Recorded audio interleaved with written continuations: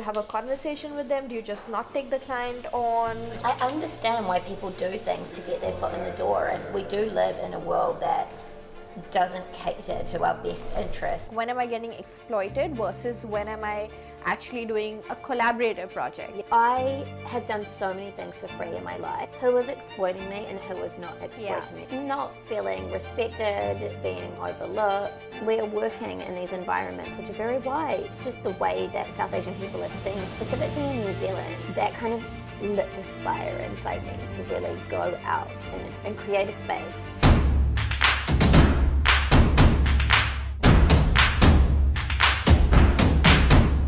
At a time when the world stood absolutely still during the pandemic, there were a few brilliant artists and creatives like Anita Chhiba who were only just beginning.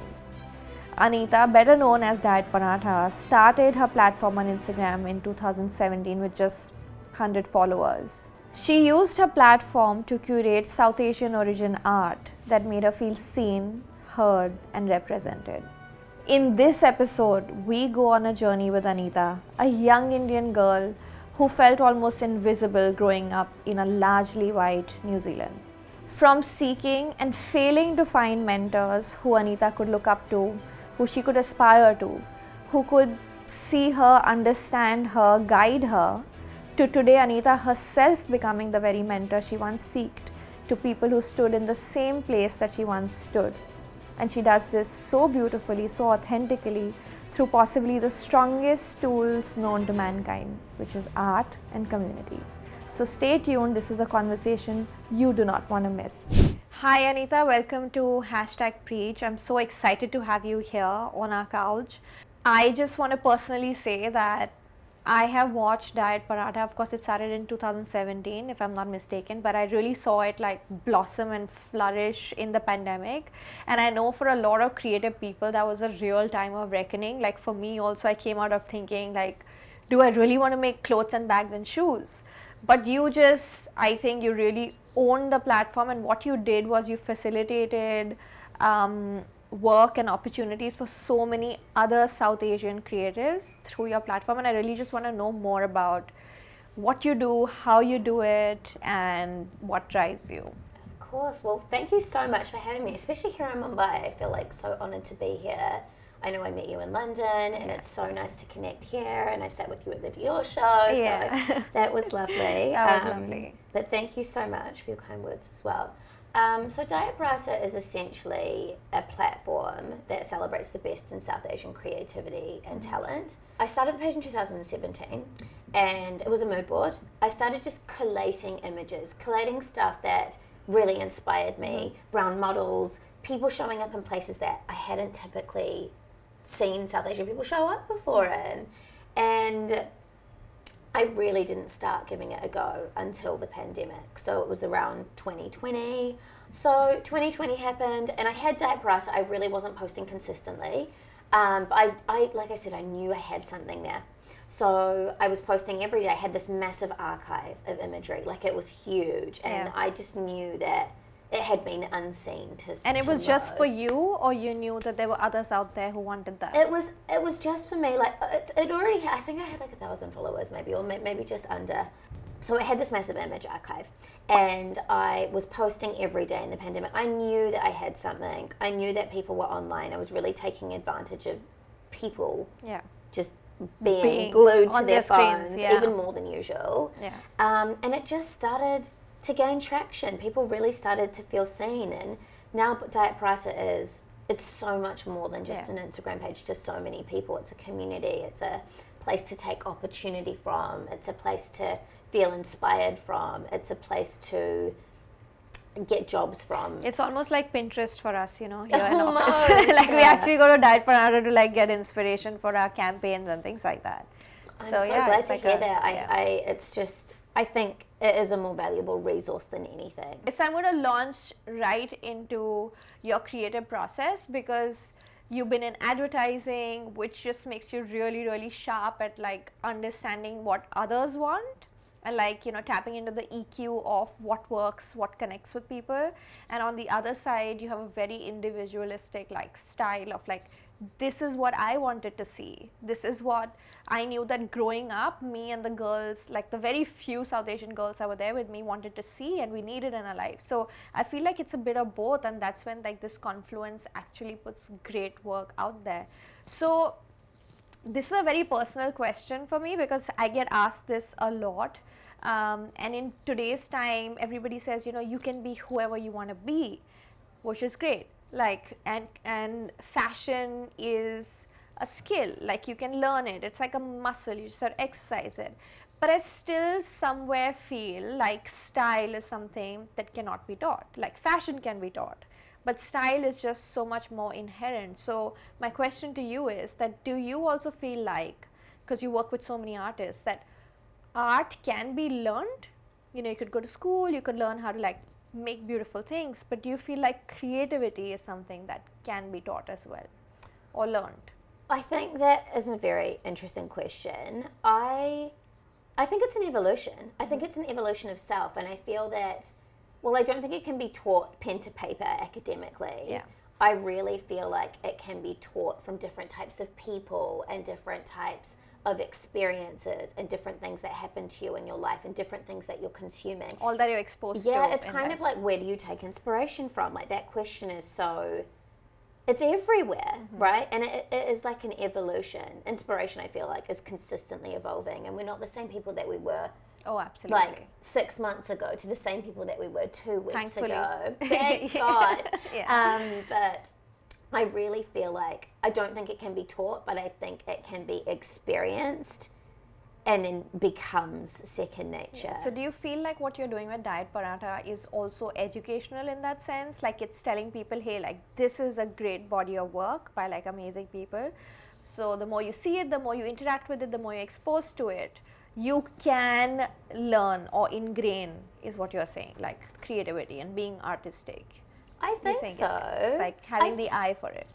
Having the eye, I think you can train an eye, absolutely. Like where I was at the beginning of my career to where I am now is completely different. And I think it's actually important to understand where you sit on that scale, just between what you think is really bad work and what you think is really good work. That is so important. Because you're consistently evolving and you're consistently trying to, if you understand that scale, you are consistently trying to better yourself, and you're able to level up and really become an icon or a cultural leader in your scene, such as yourself.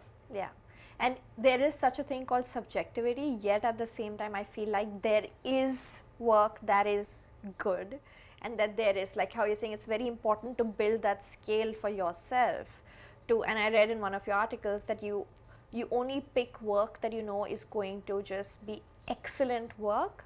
It's not going to be like because it's my friend's work or it's like somebody I know I love. It just has to be really great work, and that's when it gets featured on Diet Paratha, because you want to just push people to define that scale for themselves. So I think that's I only pick work that I feel like I wish I had done in some capacity myself, and I feel like that keeps me striving for that benchmark. Yeah. So I hold myself accountable when I'm posting stuff to the page, and that just really helps in my practice. Yeah, it shows. It really just helps me create better work by platforming really brilliant work.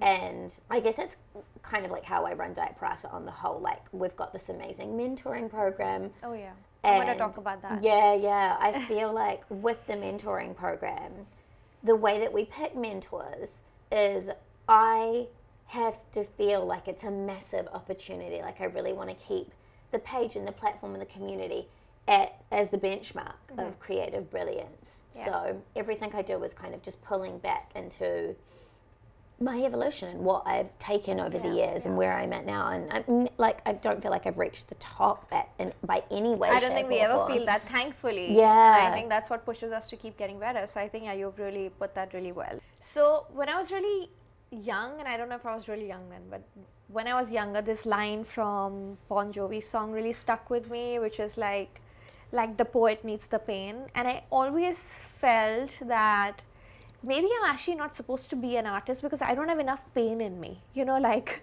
where is the pain? Where is the drama? Like, how am I going to create like beautiful works of art? Because you read about Van Gogh and you read about like Frida Kahlo, and you're like, okay, you need to be that. So now I've realized that I can access various emotions apart from just pain.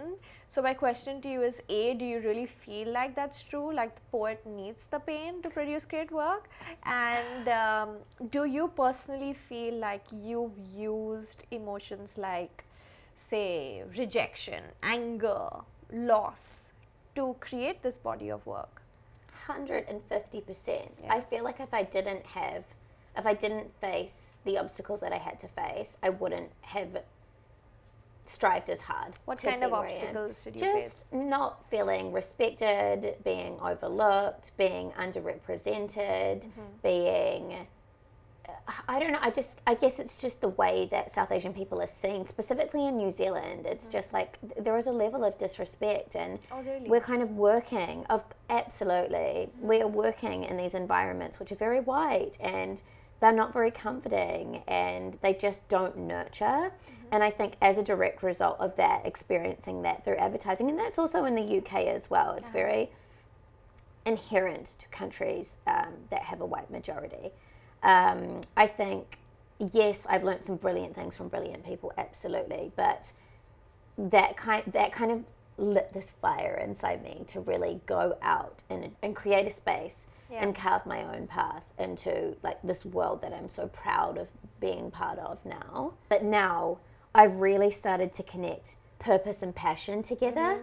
And I feel like that is a way to kind of flip that pain and kind of drive it in a more positive light. And that's really aided me in my personal journey and my creative journey as well. Yeah, I see that.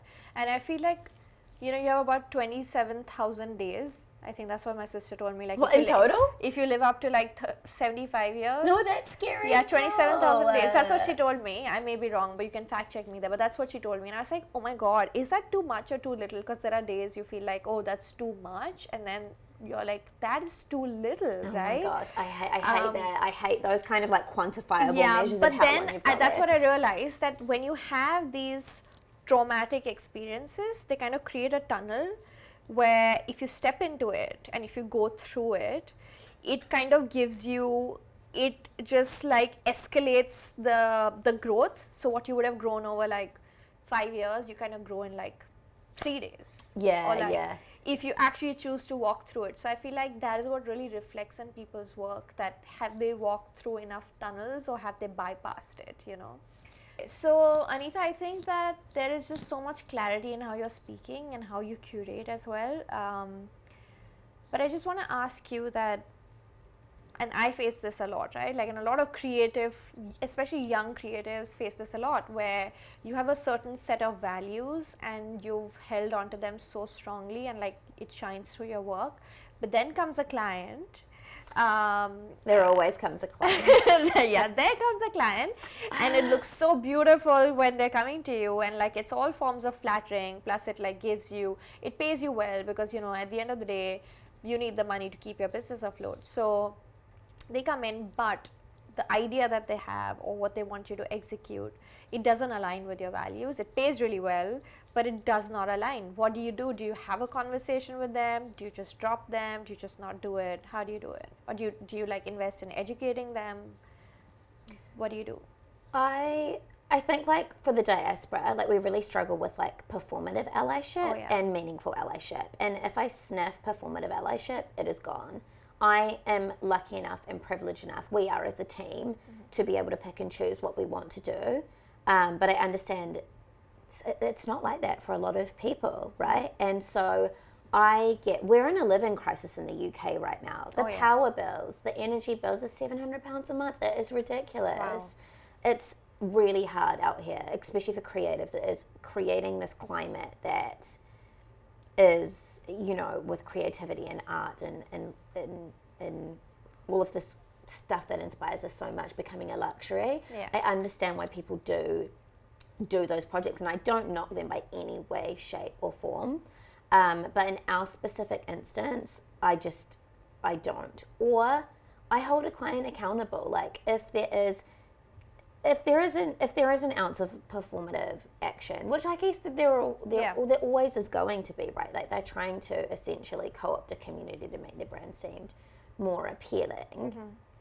But how is that done in a really meaningful way? And I'm so lucky to have partners and people listening, people like you, people that are cultural contributors, people that make really core decisions at brands.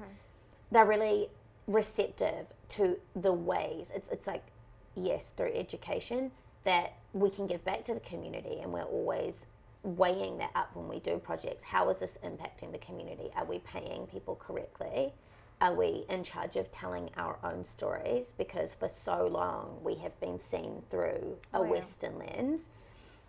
Is the brand creating opportunity through the campaign that we're doing? And is the partnership going to be ongoing? We're not just a tick box, there's not just a few brown faces. So those are kind of, those are prerequisites, to be honest. Like, you have to be able to answer one of those in order to partner with us. Right. Yeah, I also, like, even we get approached because fashion often is seen as something very glamorous. So people just kind of like to fit a fashion show into any kind of a thing that they promote or do, or like any activity. And fashion is so much more than that. Like, it's not really frivolous, but it's like an act of rebellion if done right, if told with the right story, the right representation.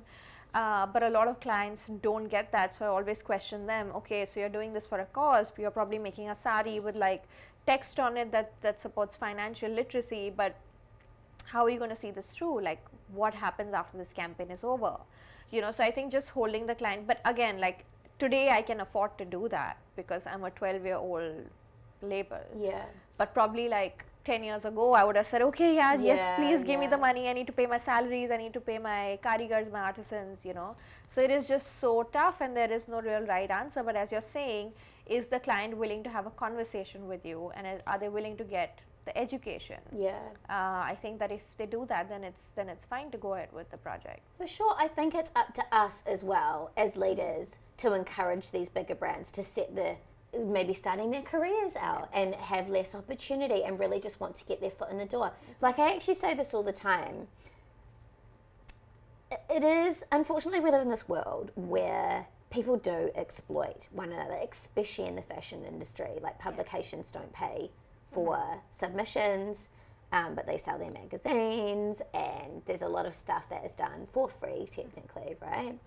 I have done so many things for free in my life, and I continue to do them, and it's who is exploiting me and who is not exploiting me, right? And I mean, I guess if it's for free, there's like a level of that, right? But if something is a good opportunity and I see it as like helpful and it could help my career, I've done so many incredible things for free, which have just set the tone for where I'm at now. I agree with you. Like, and it's also about identifying the power, right? Like, that's what you're saying. Where does the power lie? Like, in this project, do I still have equal power, at least as a creative, if not, say, financially, even if you're not paying me, but the power is equal in a way where I'm getting to do the kind of work that I want to do. So identifying that, like, when am I getting exploited versus when am I actually doing a collaborative project? There is a big difference between identifying the two. So a lot of people say exposure doesn't pay the bills, but it has paid mine. And I think that needs to be spoken with nuance as well. Like, obviously, we're just talking about exploitation versus being paid your worth. But ultimately, if you have opportunities come into your inbox or land in your DMs, and I really think people just need to weigh up what works for them. I think that discernment is really important in this. So I think we are so right in saying that collaborations or exposure does help. Like, we dress so many celebrities. But we pick the celebrities that we say yes to because I know that she's a good brand fit. Even if she doesn't lead to sales, I know that it's helping my brand get stronger. It's helping my brand get a platform and a voice. Is she tagging me? Like, those are the things you have to ensure. But these things do stack up. Completely agree. Like, I'm about to be 33, and I feel like, coming back to what we were saying about, like, where do you sit on the creative scale, I was way down here when I started out. I wasn't even as good as my friends that had the eye. They really had it, and that's why I feel like through these experiences I have gained it. But it's a really exciting time to be a young person. I wish I had Instagram when I was growing up. Like when I first discovered it, I was able to really connect with my South Asian identity after basically resenting it for over half of my life. So when you're growing up in New Zealand, you just want to be white because they have it the easiest. It's different. Yeah, so this is a very interesting thing for me to hear each time I speak with somebody who's not lived in India. Yeah. Because I find it hard to relate, but I think it just means so much for people living outside of India to be able to see themselves represented and to have the conversations that you can have as like fellow Indians. So I share with my friends that it's only when I started traveling and I started interacting with women in the US, in LA, in New York, in London, that's when I kind of realized, oh, it is cool to be Indian. Because even here, when we were growing up here, I've grown up reading like Sweet Valley, watching Ally McBeal, watching Friends, just wanting to be so American. Right. And then you go and meet people like you who just really want to be Indian and want to own that. And then you kind of get, oh my God, I've been so lucky that I actually grew up with my kind of people and my people, and I have these shared stories. So I want to thank a lot of people like you doing this kind of work there, because you've actually made it cool for us to say, you know, I mean, I grew up in India, and I don't need to hide that. I think that it's really sad that as South Asian people, we are dehumanized, we are overlooked, we don't even own our own practices, especially in the West. It's actually surprising to me that meditation and like yogic practices and Ayurveda and all that sort of stuff is only becoming popularized because it's been adopted by the West. Like, that is new information to me. You know, I always share this story. My dad went on his first Europe trip when I was 9 or 10, and he came back with a dress and it said made in India, and I was like, what, you never went abroad, and how could you get a dress that was made in India? And I was like, you've lied. And I was so upset because it was the worst thing to be made in India, right? Oh no. But now we put it on a label so proudly saying made in India. So I think that this exchange, thanks to IG, as you're saying, for us too, like for you to connect to us, but for us to connect with people outside of India, saying, look, you're so lucky that you're Indian. It's so crazy that you say that, that like you look to the diaspora to see, like, to find your sense of pride, because I feel like we look over here, so it's kind of like, you know what's interesting about that though? Yeah. There's always this quantifiable, how South Asian are you? How Indian are you? Yeah. How Bangladeshi are you? Yeah. How Sri Lankan are you? How whatever are you? And I just feel like it is so counterproductive to what we're doing. We're on the same team, right? And I feel like there is so much work that needs to be done in this space. And I'm so grateful for a space like this. Yeah. So I find it really interesting how culture, how culture works in different scenes and in different countries and in different nations. So in the UK specifically, what is happening in the culture really informs what happens with celebrities and the style of photography and the style of fashion and movies. And so the culture, grassroots, people that are doing really creative stuff, people that are just really incredible at doing what they're doing in their own right, they really help shape the way, like music, you know, that, or even streetwear in London. Absolutely. It's like self-expression really informs the way. It starts here and then they almost leech from it from the top. But from here, it is... Which is where you kind of see people are ripping each other off and stuff like that. That's when it starts happening. So, I mean, I think that happens in any way, shape or form, right? Like, that is an exchange that happens from both ways. But I feel like here it is potentially the top down that informs what happens especially in Bollywood. The culture. Especially Bollywood. You've got a culture like Bollywood, which is just so astronomical in size and so influential on another level. Like, the size of the nation of India is like far exceeds anything we're used to. So I would really love to see, I guess, like just changing the attitudinal beliefs between the top down and like more collaboration through what's happening at a mid-level range, because that work is really incredible. So what you're saying is that the power kind of lies at the top here, whereas in UK or in other countries where you worked, the pop culture really defines the trends, and then the celebrities kind of take from that, right? Like, which is why streetwear is so important. Celebrities, people, and I just feel like there could be greater synergy if we were to work. Yeah, I do notice that there are so many young brands here that are doing such amazing work, but they don't see the kind of success that some of the larger brands do, simply because they're not able to dress Bollywood and get that kind of a platform, because that is the only platform in India. We don't have singers, we don't have artists who are as powerful enough to give a platform to younger brands. So I get what you're saying, that the power kind of needs to shift and let this like more authentic, like real on ground raw work just come pure up. creatives come through, but that does not mean that they don't exist. So, you know, we hear a lot of women in business or women entrepreneurs. So my question is, do you feel like being a South Asian creative is still people putting us in like neat little compartments, or do you feel like being a South Asian creative is actually opening a door to like a much larger global platform? Like, do you feel limited by that, or do you feel like it's actually giving you a wide like runway to just take on the world? I think in the category of work that I am doing, which is helping amplify South Asian voices and creating opportunity and providing inspiration and providing this resource, it has absolutely benefited me, but in equal measures has boxed me.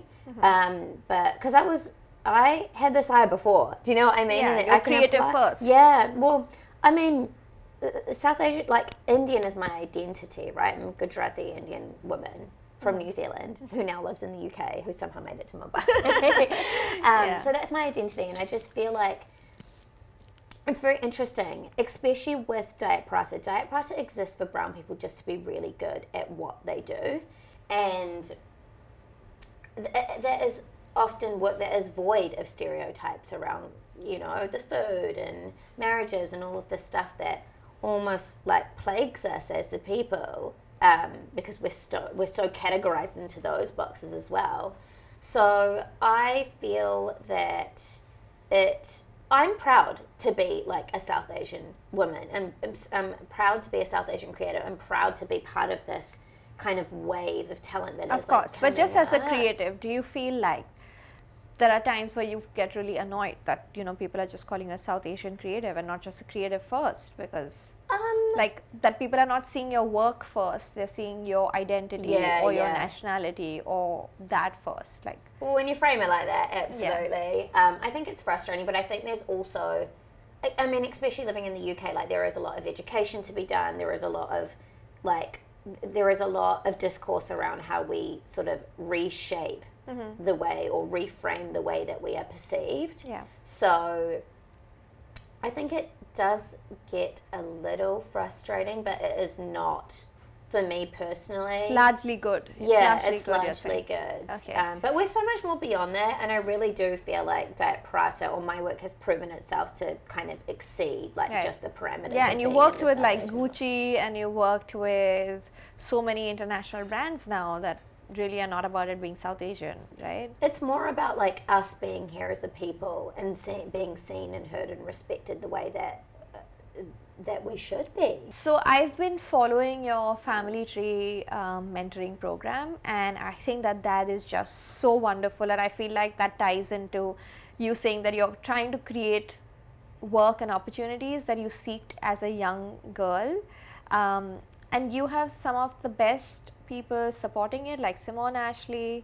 and you could just tell us a little bit more about that and how that actually works, how people can access your mentorship program or be a part of that. And do you also feel like, because personally I feel creativity can get really exhausting, running a business can be really exhausting, and if I did not or could not tie my work to a purpose, and my purpose is eventually starting a Karigar Academy, the Artisan Academy, to ensure that the embroidery art form is continued forward to the next generations. if I couldn't link my work of making shoes, bags, clothes to that purpose, I wouldn't want to do it. So these are two questions here. One is that, is this your purpose? Like, do you think that this is what kind of gives your work purpose, this mentorship program that you formed for younger creatives to have access to? So I grew up in New Zealand and I didn't have access to any of these brands or any of these people, so I decided to start the Family Tree Mentoring Program, and we were having so many offers come in from so many senior, incredible people in the community. What were these offers saying? That, can I help? Let me know if there's anything that can be done. Oh, wow. And generally we've got things sorted, you Right. know, when we've got a project, it's fine. And so we've set this mentoring program up, and anybody of South Asian heritage from anywhere in the world can apply. That was a big thing for me, because in New Zealand things were so inaccessible for me. And are they still as inaccessible there? I think just because of the size of the country and the sizes of the teams and the budgets and things, it's just not as easy to get into those spaces. And so we've set this program up. We've got so many incredible people from all over the world. We've got Simone Ashley and Johnny Walker have come on to even like help support the program throughout the year. We've got Janet Jani, he's the Associate Creative Director of Hashtag. We've got Nilesh Dunn, he is the documentary series commissioner for Netflix. We've got Navi Aliwalia, she's the editor of Hype Bay, and so on and so forth. All of these incredible people just transferring their knowledge. And the way that you can apply for that, or the way that our community members can apply for that, is just through the page. We do different rounds, and people apply, and then the mentors, because they're giving up their time, they kind of select who they think they could best help. And it's really starting to change lives. Like, we've had one of our mentors was nominated for an LVMH prize, Karthik from Karo, and his mentor Neha Deo has been so incredible in helping so many different brands. Okay, so maybe we can share a link to this. I think the best thing to do is just keep an eye on the page, because we do rounds. We haven't got one open at the moment, but soon come. Okay, okay, we'll look out for that. So lastly, I want to ask you, because a lot of us get that when we're starting off, especially Indian girls, that okay, it's great what you're doing and it's really cute, but it's just a hobby. It's not real. Like, it's not a real career choice. So when you started building your Instagram and you saw potential in it, did you have so many people tell you that? No one told me directly, but I feel like there weren't a lot of people that supported. There were loads of friends and different types of people. There were also lots of people that didn't. Yeah. And it definitely made me feel a type of way. And I think it's really sad when you don't get that support from your friends, and you need a cosign like a Vogue or a Burberry or a Gucci to like make people think that you're really valid. Mm-hmm. But do you feel like now everybody can see it? Like, what was that moment where you were like, okay, now people are taking it really seriously, are taking my work really seriously? Was there a moment, or it's just very organic and gradual? It was gradual for sure. But I really feel like support is free. Yeah. Like, you really should be supporting the people that you love and encouraging them to do the best. And anyone that is up against adversity in that department, I would just encourage to just trust your gut, follow your heart, and just do what makes you happy, because nothing new is going to come from doing the same thing that's always been done. So do you still feel like there are many things that haven't been done? Do you see those gaps? Course. Even in this internet, TikTok, Instagram era, there are gaps you still see? Of course. There's always going to be something new. There's always going to be like a new style of photography, or styles consistently evolving as well, or like coming back around. And I think there are new takes and new subjects to speak about, different ways. Like, look at, I guess you guys don't have TikTok, but like Instagram Reels, like how that kind of just came out of nowhere. And there's all this there's different types of reporting done now. Like, fashion is like, you've got the screen and you're speaking about something in front of you in the 15-second clips. I think it's so exciting. And when you can find those pockets. So the pockets exist, so that's great news. The pockets exist. That's great news, thank you, because I often feel like they don't, but they do. That's a great note to kind of end this on, like very optimistic, as you are. Thank you so much for having me.